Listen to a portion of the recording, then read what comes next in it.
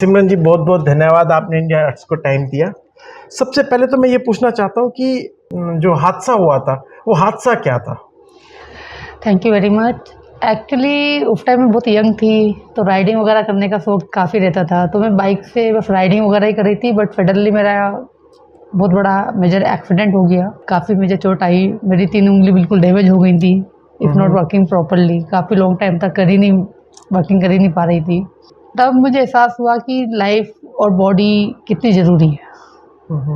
आजकल के यूथ भी स्टंट के लिए कुछ ना कुछ करते रहते हैं, और किसी का हाथ टूट जाता है, पैर टूट जाता है, उनकी पूरी लाइफ सर्वाइव में रह जाती है।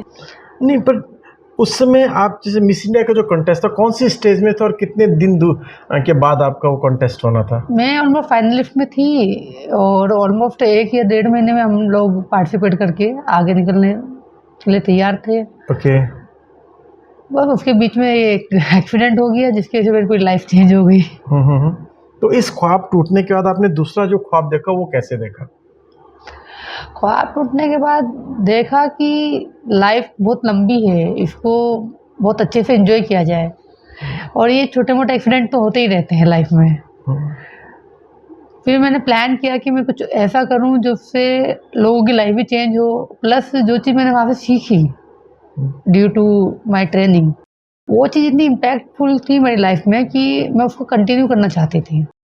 तो उसके बाद फिर मैं इसको और अच्छे से सीखना चाहती थी, तो मैंने फिर इसका DNYF डिप्लोमा कोर्स किया।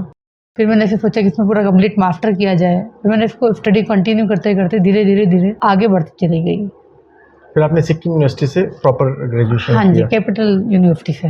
आपको मिस इंडिया कंटेस्ट में ऐसा क्या लगा कि वो आपको जीने का एक अलग से तरीका दिखा रहे थे? आपने कहा कि आप उससे बहुत इम्प्रेस हुए। देखिए, मिस इंडिया तो आपको पता ही है आज के टाइम में कितना चैलेंजफुल हाँ। फील्ड है।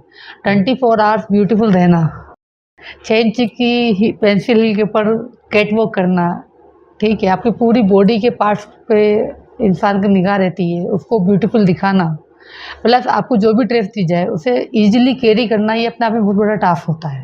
ओके। और हर लड़की सुंदर है अपने आप में, बट मिस इंडिया वो होती है जो हर सिचुएशन को इजीली मेंटली एक्सेप्ट कर ले, इसीलिए वो एक आइडल बन जाती है।